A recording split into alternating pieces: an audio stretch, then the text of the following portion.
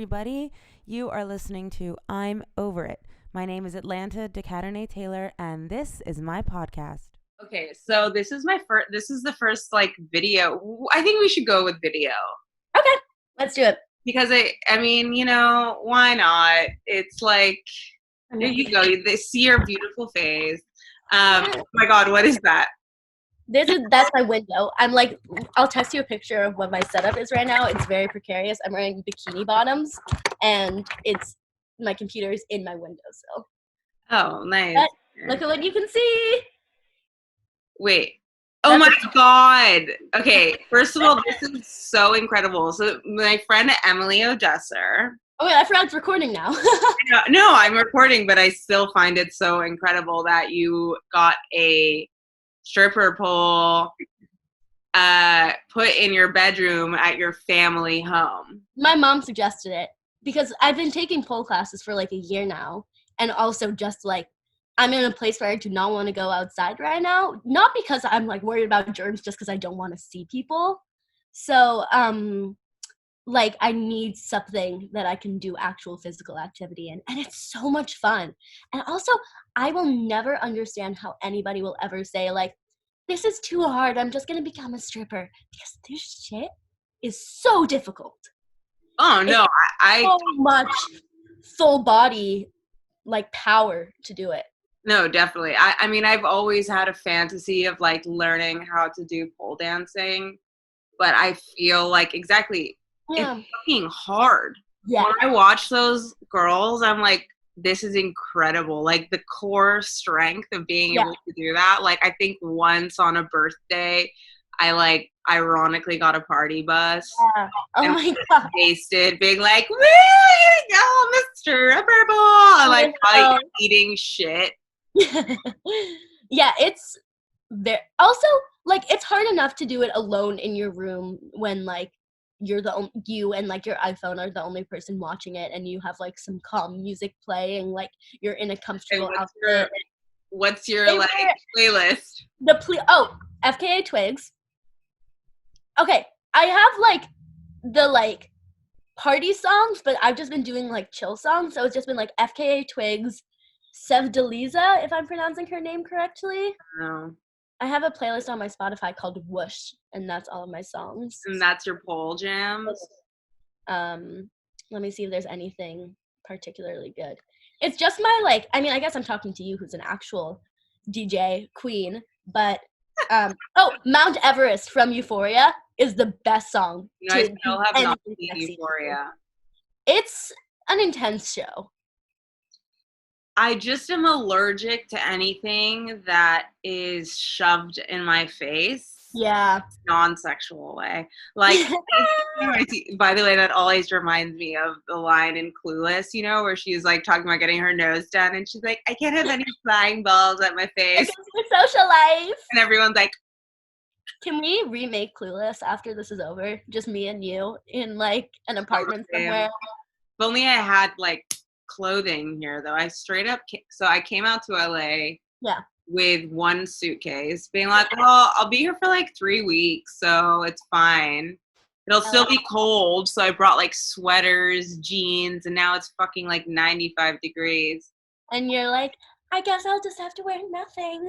No, I'm definitely I normally feel that way, but one, I'm living with like Dave and his brother, so that's like a no. And I'm not feeling as confident in my body these days. I'm like, wait, I haven't felt that thing in a minute. Like, you're like, oh, hello. Yeah. Exactly. There's so much weird negativity around like gaining weight or like body changes during quarantine. Like all of those posts have been so toxic. I just like, I'm happy that I'm in like a mental, like all of the accounts I follow now are like positive mental health, feminism, like sex positivity, whatever, because I could not deal with like the like 100 tweets a day being like, oh my God, I gained 2 pounds. It's the end of the world. Yeah. Which like I understand why people feel that way. That's a legitimate feeling, but the like fat phobia around it is just for sure. No, I agree. I was seeing a lot of that in the beginning, and for me, like, I think whatever size you feel best at. It's not even like, oh, I want to look a certain way. It's for me what I feel most confident in, just because of like how I grew. Like, this is pretty much my, I've been like a pretty slim person my whole life. So it's really just what I feel good at, when my clothes fit, like best at, whatever. But I know there was so much like, oh my God, I can't stop eating, and like I'm gonna put so much weight on, kind of thing. And you're just like, at least you have food to eat. Like, why are you doing it? One thing is, as well, as I'm like, why do you have to put that online? Like, have those feelings, whatever, but like, why do you have to put that shit online when you're gonna make people feel bad? Yeah. I mean, as someone who I never overshared about that kind of stuff, because I think that's just kind of toxic to post about.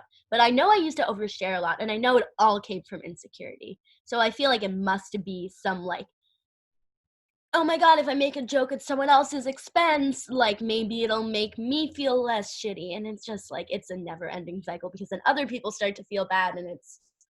Or you get like affirmation maybe from people online. Like, no matter what happens, you're beautiful. Or like, oh, don't worry. Like. Yeah, and it's just a weird. I don't know about you. I think we texted about this the other day. My relationship with social media has been changing so much this break. That's the really most last time I saw it, when we got together, well, when we first met at Hello, you were like freaking out about it. Yeah. I think we sat down and I was like, skip the small talk. Tell me Well, you were talking about how you like couldn't answer DMs anymore because you were getting so many and like all this stuff, For those of you who don't know, Emma's like kind of an epic personality. And first of all, I met her. This is so weird to be like talking about it like this, but I hunted her down because you do all the social media for Sad Girls Club. Yes. And I loved Sad Girls Club and had been following them for years. And then I was like, found your personal page, and started following you. And you just posted about so many things that I loved. Like, I remember seeing a bunch of stuff about like pro sex work. And that's when I was like, oh, this girl's super cool. Like, because I didn't see a lot of that. Yeah. And then I remember when we met and you said how old you were. And I was like, what? Because you're 18? 19. I'm turning 20 in less than a month, which is not that it like reason for my first mental breakdown. Yeah, like not that it matters. Like, I'm happy, but it was more just shocking because you took such strong stances about things that maybe weren't so like politically accepted or like culturally accepted, and I like really respected that and thought it was awesome. Correct. Yeah. Awesome. No. Yeah, I remember like getting the notification because I had like known what you were doing also for years, and like I saw because we both know Deja, so I saw when Deja appeared on your podcast, and I was like, oh, that's so cool that Deja did that. Like, Atlanta is so cool because like we're involved in similar things. I DM'd you and I was like, I consider you like a role model. I'm so honored. But like I think what you're doing is amazing, and I think I was like with my parents, and I was like, guys, this really cool girl Atlanta just started following me. I think I should DM her. And it's just like, it's so weird how friendships, like true bonding moments can become like, that's, I think, the one part of social media that I'm always like, okay, no, I'll come back to it. For sure. Because of things like that. Definitely. But so how has it changed? Like, what are you doing? Oh, yeah. You school. Yeah. Well, I don't think I realized. I think going to school made me realize how not ordinary my life was. And it's like, you're not special kind of thing? No, in a way that's like these experiences that I thought were very almost the opposite, but also it was like two extremes. Because I started my career when I was 14. I snuck into Fashion Week, the Baby Ghost show, and I met like Susie Bubble on like the first day, and I was like, oh my God, like this. And I ran an online magazine that I got my start because I was running it's so funny saying this to you because I know it's amazing. I have to be in interview mode. Well, yeah, but you should, like, it's amazing you've done all of that stuff at such a young age. So I think it's awesome to talk about. Thank you. So I started, for people who are not my friend on the video screen, I started an online magazine when I co-founded an online magazine when I was 14 called Teen Eye Magazine. And we created it because we were like, we want to write for like business of fashion and like ID, and we're 14-year-olds with no experience. We're not going to be like, if we email them, they'll be like, yeah, like come back in a few years, which like maybe made a little bit of sense. So we were like, okay, fuck it, we'll start our own place. And for 2 years, we like worked on it for hours and hours every day. We released 6 issues total over 4 or 5 years, I believe. We used to do 4 a year, and I don't know how my 14-year-old self was handling all of that. But I just was like, I spent all my time at Fashion Week. I like started meeting all of these incredible people, and then I would come back home, and I was in like this awful high school place where I was getting bullied like all the time. I just kind of completely dissociated from the normal social experiences that you would have in high school, and was just like, okay, career.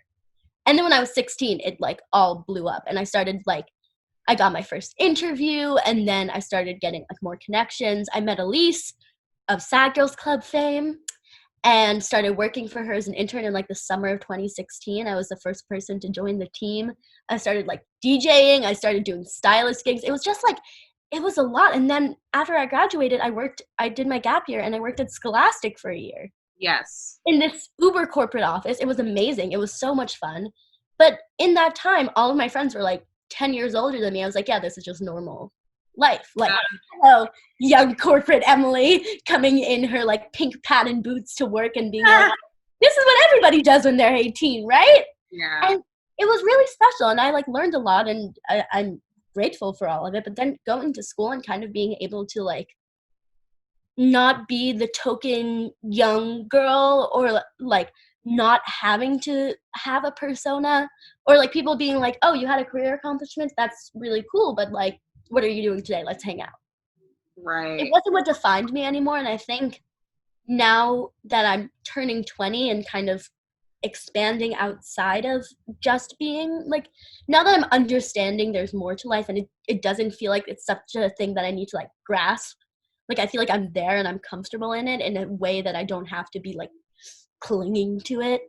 That, I don't know, it's a change. So now social media, and this time I'm like, oh my God, it's such a immediate connection, and it's goes out to so many people. And I think in this time where we're not seeing anyone being like, oh, 1,000 something people are watching my stories, it's just a little difficult to comprehend. So when you say like during this time, do you mean since like in the isolation quarantine time? Yeah. I feel more disconnected online than I did like, I don't know, granted I'm just totally not, I'm like so fucked up right now that I'm just like, I don't know what's happening. But it's funny, I had pretty much the same exact experience as you, is that like I started like working when I was super young because I was like bullied a lot in school, and so I started like going out a lot, and like I got a job working at like Marc Jacobs, and like all those guys, everyone was like going out to clubs because they were, like of age, and I was 15. And so I just started like partying with them, and then I started modeling, and like, you know, moved to New York and just, like, work. And, you know, I definitely like career really defined me for a long time. And I'm very grateful that I don't feel that way anymore. Like, you know, it's more of a means to an end, or it's more of a way to like be financially secure, but it's not about like getting affirmation. Mm-hmm. You know, like when it can be so, especially I'm sure modeling, like being in the fashion industry was the hardest thing I've ever done. Yes, that world is intense. It is. It really does a number on your sense of self. I gotta say, it really does a number.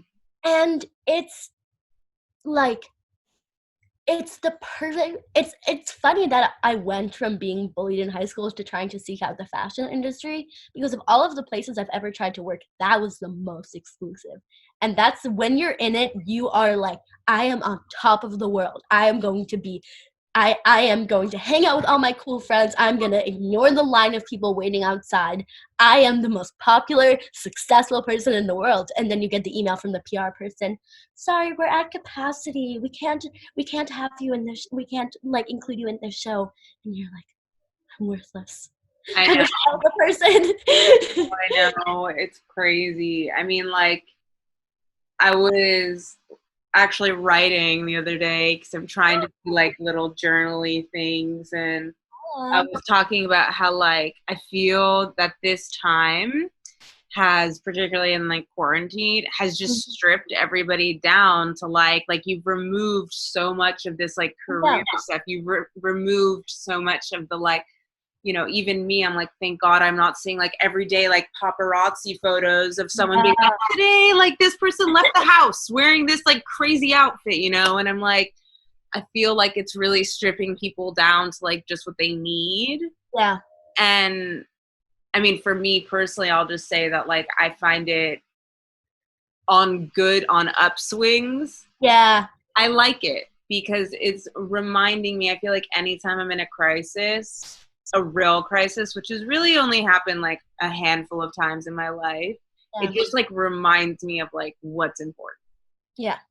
You know, and career stuff is like great, but it's easy, especially I think in New York, it's so easy to be like, that's everything. Yeah. And also, I guess I'm not factoring in the fact that I was in rural Iowa. I had never left New York for more than 2 weeks at a time. Yeah. And most of that time was in New York City. Some of it was in the suburbs, but most of it was in New York City. And then I was in cornfields. Like, I wonder if I can find a picture for... Is this going to be video or audio? I'm not sure. We'll see. Well, I'll see if I can find a video just in case. But it was like... Okay. Yeah, it's just... It's nothing. It's just like... You can see all the stars. It looks... Me and my friend would go on these drives, and we would always say that the sky looked like... do you remember light brights? Yeah. Like light brights in the sky, because it was just like all of these stars and and just you're so in the middle of nowhere that it's kind of like recentering, and it almost felt like some kind of like very helpful retreat in some kind of way. Yeah, for sure. I used to feel that way when I'd come to LA. Yeah. I'd be like touched down, and I'd be like, oh, it's like a rehab. Yeah, but it is. It's like it's this way of, I don't know. I love New York. It's like my home and my favorite place in the world. But it can be it's just everywhere. It's all at once. It's like everything. So going to a place, I guess, where you have more physical space and you have like nature, and you know, you look at the sky and you don't see, and you can actually see it fully. No, you probably got that upstate right now, and you're not going outside. No, yeah. It's interesting times. It's definitely, but I also think you're right that it does feel very human, and it feels very much like what's important, who's important, what's a waste of time, and what's not. Yeah. And that's like, I guess, all we can really do right now. I don't know. I always like, I keep trying to say very sage things about it, and then just being like, I don't know where I'm going with it. It's so much bigger than anything that I think any of us will be able to comprehend for a good amount of time. Oh yeah, definitely. I have never been I've never been a planner ever. Like I am long-term thinking has never been my thing. And it's really like removed that completely, obviously. Like any little, again, like I was writing about this where it's like in the last few years, I kind of... Was it over a newsletter? Yes. Which one day... Yeah, it's cute. Which you should sign up for, everybody. The I'm Over It newsletter, which is honestly more like a journal, and like it has a bunch of fun stuff in it. But you know, I kind of had like begun to develop and like see maybe a future, like the path was kind of being placed down for me, and I was beginning to have these like long-term goals and everything, and you know, obviously now that's gone. And although I am so blessed with so many things, it's definitely a challenge to feel like the rug's been ripped out from under you, you know? And I obviously struggle with like depression and depression and like major anxiety. And so it's also like a familiar feeling because of, you know, I've been in and out of treatments and, you know, schools and all that shit. That the concept of like having the rug pulled out from under me is like kind of a familiar feeling. And it just always, I'm just in a sense of like a state of doom, you know, where I'm just like, how am I ever going to get back to a place that like I'm motivated? Which makes anxiety and depression. Yes. Do you have any like affirmations that you've been saying to yourself to help you get through it? No, and I need to, because I know that those have helped me at like different points in my life, and I'm not doing really anything positive for myself aside from like reading and going outside when I can. But no, I'm not doing like taking the extra step, you know, to put like positive thinking in my life. I've been just trying, like, because I don't remember if we were talking about this before we started recording, but I was saying that all of my friends have been, like, incredibly pessimistic. We're all across the world right now, and they're all just, like, going to the worst places, which I understand. But every time I hear them kind of catastrophize, I'm like, this cannot last forever. Like, this will not be all we'll know from now on. It's so weird, and it's so strange, but I have to know that it won't last forever. And that's just been like the one thing that I'm just like, we're just going to take it day by day. We're just going to take it minute by minute, because honestly, that's all I can handle. And it's kind of scary to strip away everything else. Yeah. No, I've definitely been living in that state too, of just like, I have to be present in like the day or minute or whatever. Otherwise, like it goes to shit. But I'm also like, and we were talking about this, like I cannot stay awake. Like I'm so tired every freaking day. But like, what will happen if you sleep all day? Like what? You wake up and then you go, it's so... I feel ashamed. Not on it. Yeah, there's so much shame. You're like, I'm a monster. I've slept for 12 hours. But also like, this is the time. I told my friend earlier, I'm like, I'm just going to be lazy. Like, I'm going to sleep. Why not? Like, it's not like I'm missing anything, really.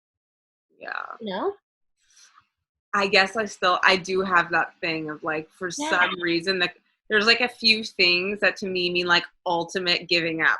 Like watching TV in the day, napping like within 3 hours of waking up, and like wearing the same set of clothes for like longer than a day. I was gonna be like, weeks. No, I can't do that. Yeah, no, I'm running out of sweatpants. I never wore sweatpants, and I'm like, hello. I'm like, where do I shop for some new ones? But it is funny, and I like, you know, when I was going through like my worst depressive periods, I was like being monitored to make sure that I wasn't doing any of those things. And so I think it's really easy to feel like you're slipping back and like to have to remind yourself in a different space. Well, that's the thing, is that like for me, because I've been in like shitty situations, or like, you know, I remember as well when I was like really, really, really depressed, when I like had my, you know, bipolar come down, I was could not leave the house, could not walk around this circle, like, you know, was wearing the same clothes, and I'm like so scared that like that's gonna happen or something, and I'm gonna like, you know, and so it's like I have these like markers of like, if you do XYZ, then it means you're there again. Yeah. And it's so hard. Yeah, I mean, it's also just being alone with your thoughts, I think.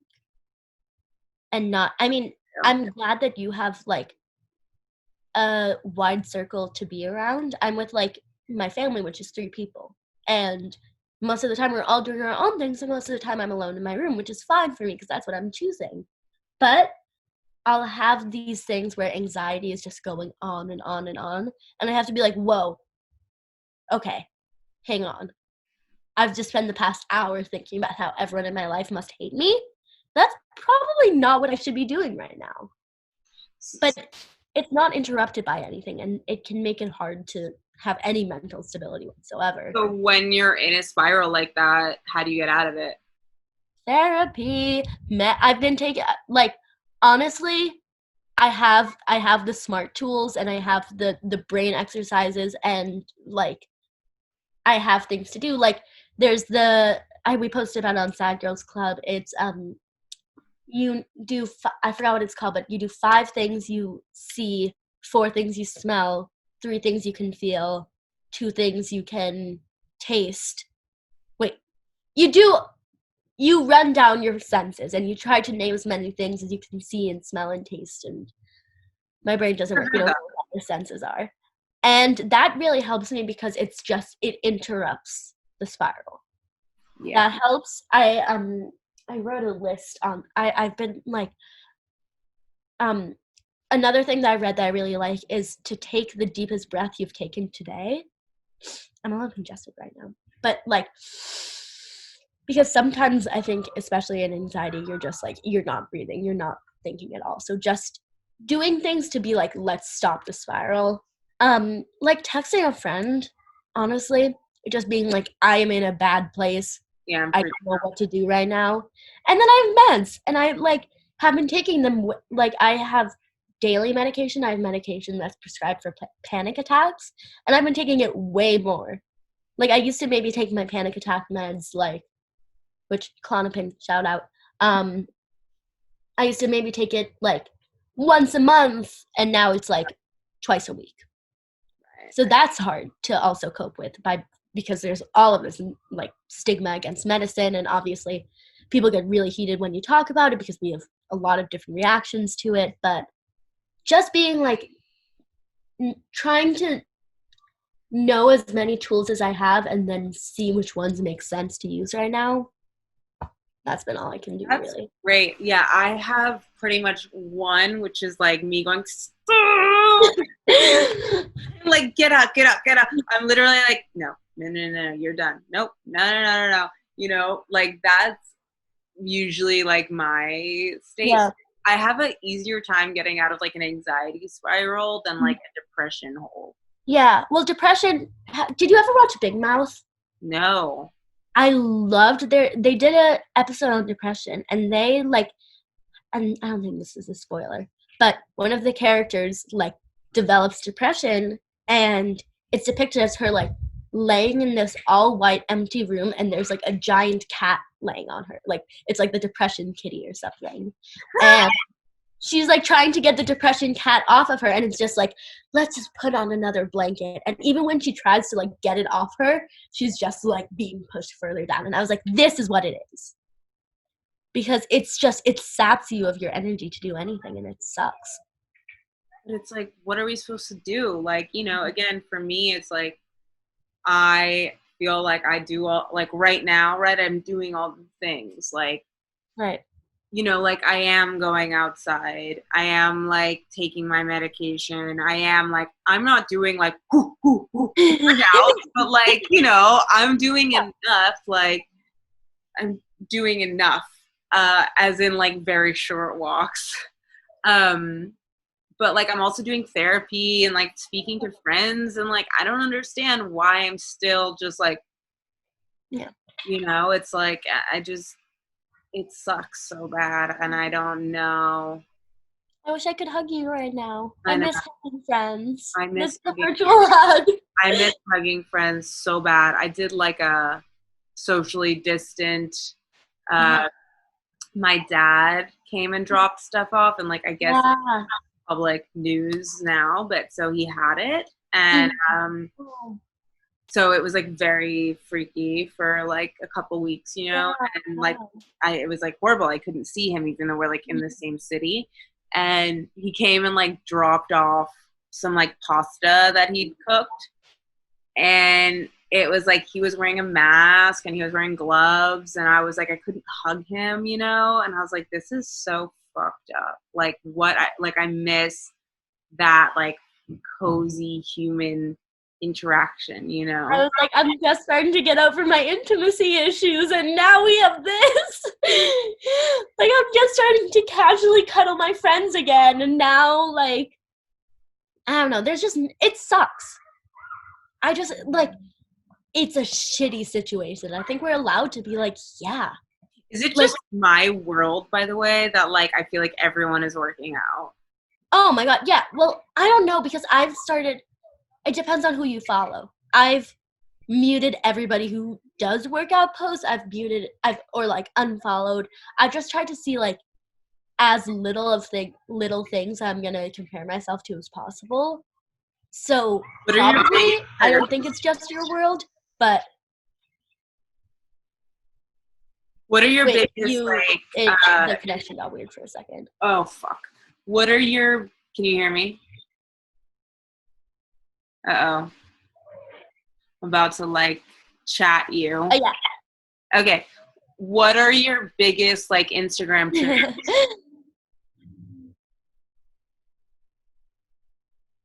Oh man, this is why like Zoom sucks. Tricks or the last word got.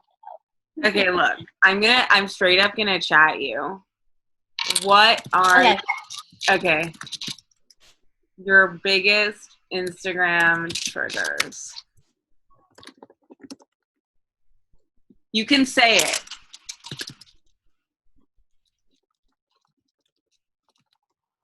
I know. I'm sending you something else.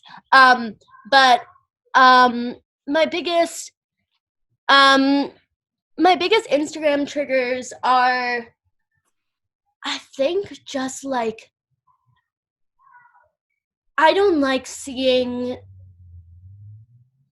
I've never been asked that question. That's a great question. I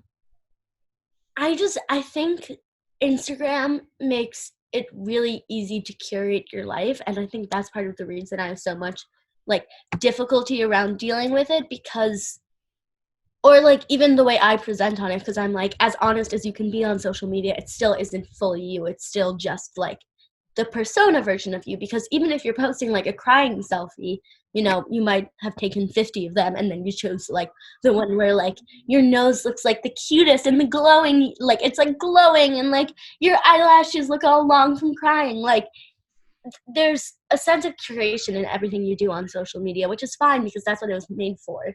But I think I get really upset when I see people who maybe are only posting highlights but have a public audience, and you know, just like their lives seem impossibly cool and impossibly perfect, and I'm like, I'm gonna follow you because I like scrolling through your content. Or we're like, I've muted people who I'm like friends with, who I'm just like, I cannot see your beautiful like relationship and all of your clothes and like perfectly posed selfies right now, just because like, I mean, everybody does it, but I think when it's just like you're being bombarded with it all, then I'm like, I'm just gonna mute you, or I'm just gonna like, I love you, but I'm gonna unfollow you for a little bit, because it's just it doesn't feel productive to me.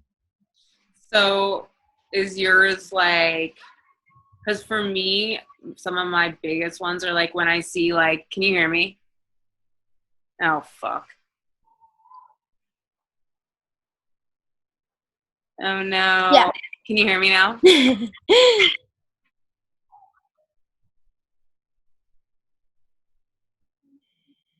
Worst case, I'll have my. I can hear you, but it sounds like brand new, like it's super slow. Oh, okay. Look, worst case, I'll have my. I'm texting. I'm. Okay. So, I mean, Can you hear me now? Yes, I can see and hear you now. Okay. So, like, my biggest Instagram triggers are, like, super thin people in, like, bikinis. That one, like, kills me for some reason. I don't know why, but, like, I'm always like, oh, goodness. Yeah. And,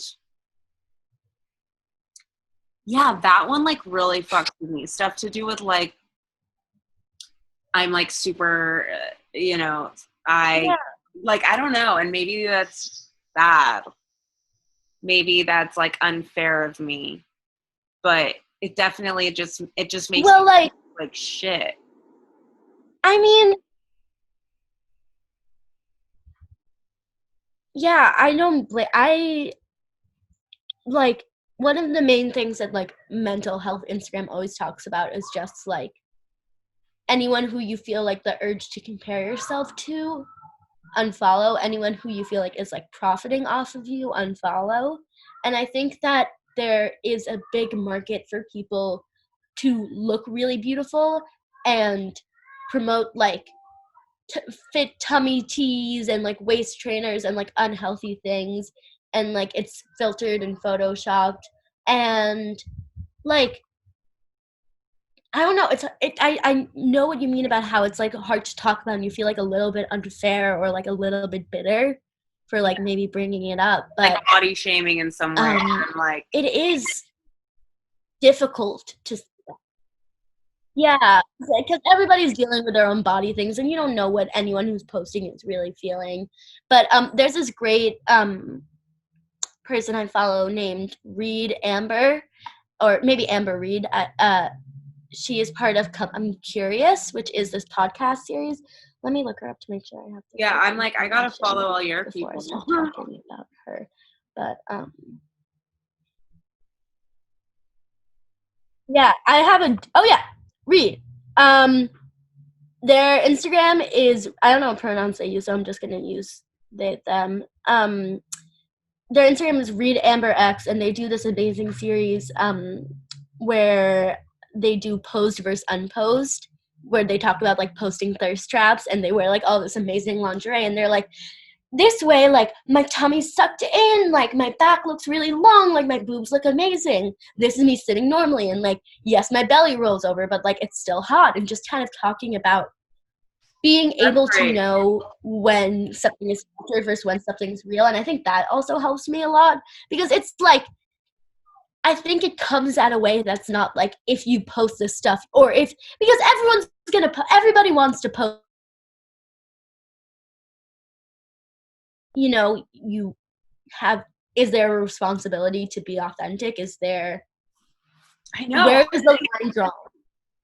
I know. I really wonder about that part. Like, because I do kind of feel like there's a sense, you have a sense of, if you have like, particularly if you have a relatively large audience, I think that you have a obligation to promote a certain thing. Yeah. But, you know, again, like, and I've realized more than anything over the last like year or so, like beginning to understand the nuances in things. Like I used to be very black and white, where I was either like, this person is a fucking like an asshole. They are like doing X, Y, and Z. And then, you know, it's like I'm realizing that there's so much in between. Mm-hmm. But I do feel like there's a responsibility. But, you know, it's like, I guess you can't control other people at the end of the day, and you can just control what you do, right? What I do. Yeah. Like we've talked about this a lot. I feel like all of our conversations always come back to this. But like I don't know, it's weird to know how to present yourself on social media. And I think one thing I do appreciate about knowing so many people in New York and like being part of this community where like, oh yeah, I just like got an interview on blah blah, like everyone is kind of, my friends who weren't in it would always like make comments like, all you guys do is just talk about work when you're hanging out.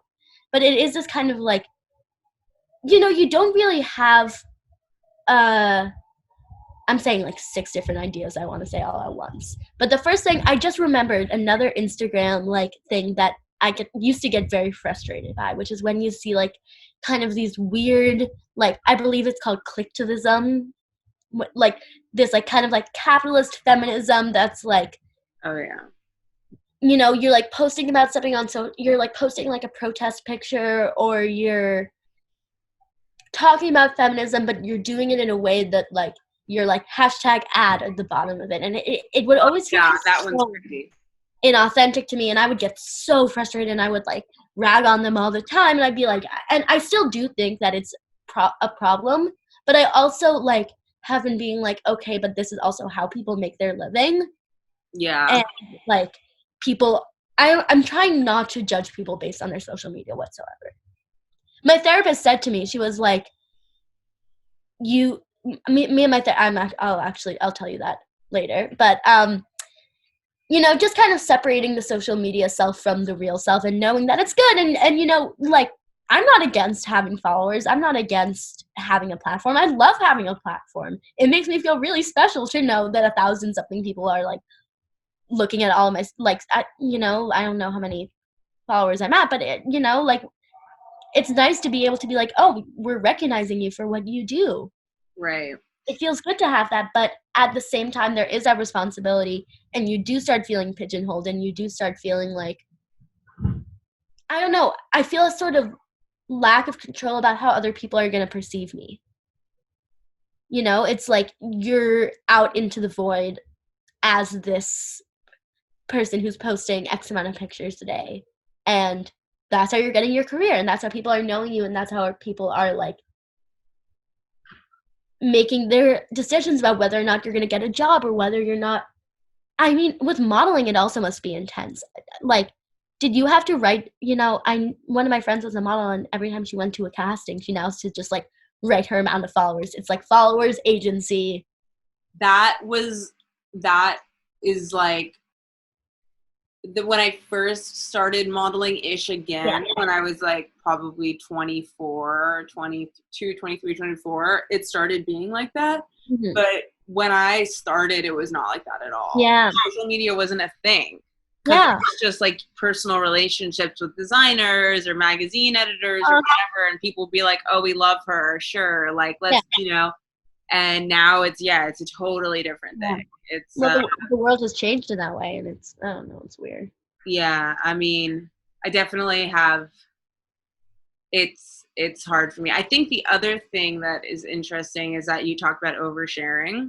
Yeah, I also learned about that too. Where for me, that's a big thing. Where I kind of think I'm like, well, if you're gonna say, like, for example, right now with what's happening in the world, I am like, I really do think if ever there is a time to be conscious about what you're putting online, it's like it's now, right? Because like people are at home, they're already miserable, like they're already feeling disconnected, you know? And I see a lot of like, here's my beautiful home, and like stay home.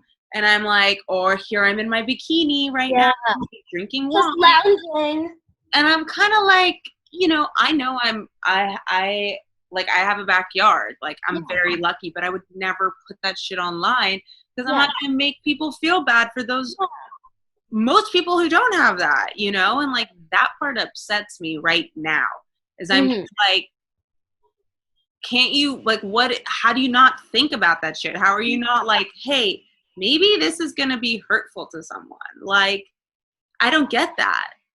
Or like, you know, it's like, the filter at this, it's that, and then I also on the opposite end, like I'm like, I feel like there's no place for me to also write like super in-depth, like super heavy captions, because like I'm not like, I don't have the energy to like think about this stuff critically, so I don't want to be posting like this really like filtered and authentic content that's just like what you're saying, like making people like want to compare themselves and feel like shit.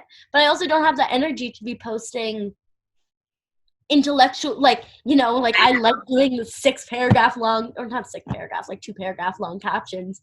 Like I wrote this whole caption that I was going to post about like love and sex after isolation, and I was like, do I really want to make people have to like consider this right now? Like, is it productive? Is it helpful? Is it necessary. And it's like, maybe not. Totally. It can be tabled. That's right. And I think that's great, though. Like, that's where I'm trying to limit, or not limit. I'm definitely trying to be thoughtful about the combination of things, like even on the newsletter, the journal.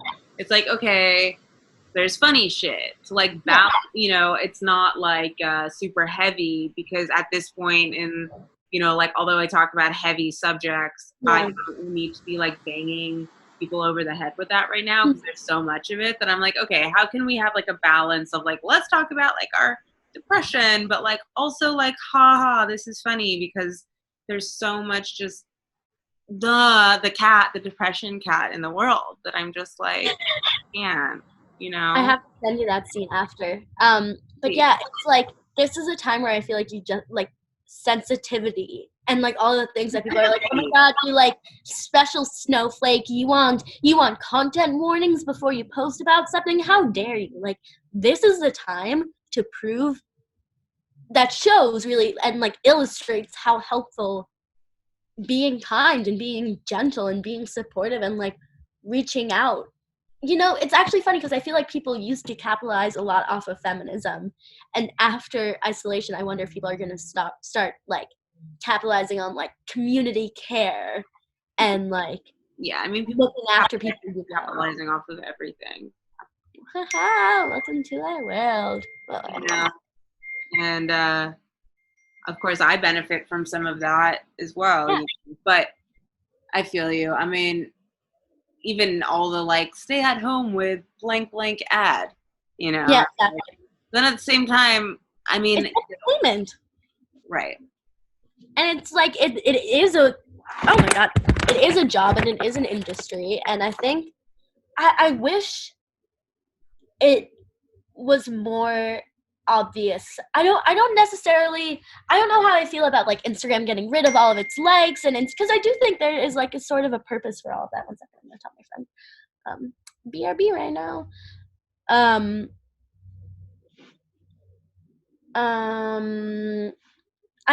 But like, I guess working in the fashion industry shows me like, when you're working on a shoot, you have hair, you have makeup, you're doing the lighting, you're doing the edits, and a lot of us who have followings have kind of learned how to do that and know, like, I know there's a difference between taking a selfie like this and taking a selfie like this, like where you hold it and where you do all of that. And it's just, it is great. And I feel like people might be like, oh my god, you're just like shitting on social media. Like, why are you even on it? Like, there's so much good about social media. But at the same time, I feel like now that I have a platform, like, it's just weighing on me kind of like, the dangers of it in too much excess or without responsibility or like everything. Yeah. I guess. Thing. Yeah. I think that if ever, like, I love how involved in the like positive aspect of social media you are, even, everything that you do with Data Girls Club. And, that's been like, when I first found that, I was like, oh my god, this is so great, because it's not just, it was like girls my age, like I could relate on that level, but also just like finding a sense of like community in that front when it came to like mental health stuff. And I feel that right now, something that I want to really focus on is just like, being like sensitive to others. Right. Granted, I just like ranted about like how much I hate people posting like their. But it's fair. It has a point. Yeah, just like save your mansion and your fucking like white wine and like, for another time, please. Or like enjoy your white wine, but like you don't need it every time you drink it. Well, just do it in private. Don't put it on the internet. Yeah, it's a hard, weird line. But Sad Girls Club, I think, is one of my favorite parts of being online. And what I like about it is that I can go on it and be online on it, but also have, like be able to bring it into in real life space. Well, I love what you do online, and I love what who you are in real life. I love you. And I was so happy when we finally met. And we closed down La Club. We were there until they were like, you have to leave now. We really did. That was fun. I can't wait until we get to go back to that. We'll have donuts and overpriced lattes together. I actually was just saying, I was like, man, I miss those overpriced iced oat milk lattes, man. I'll like ship you one from here, and it'll just be in like a little like Tupperware, and it'll be like heated up weirdly, and like it'll all melt already. But the thought is counts. Thank you for like bursting my like podcast season 3 episode. Like it really helped me, and I love you, and I'm really glad we got to talk anyways. I'm so happy you're in my life. I'm very grateful for you. This made me feel really good. I love too. Thank you so much for listening. You probably should follow us at I'm Over It Podcast or me at Atlanta Bean. And honestly, while you're at it, you may as well sign up for our newsletter where you will get lots of exclusive content. So definitely do that. Also, send me DMs. I would love to connect with you over this period because we all need as much support as we can get. So here we go, season 3.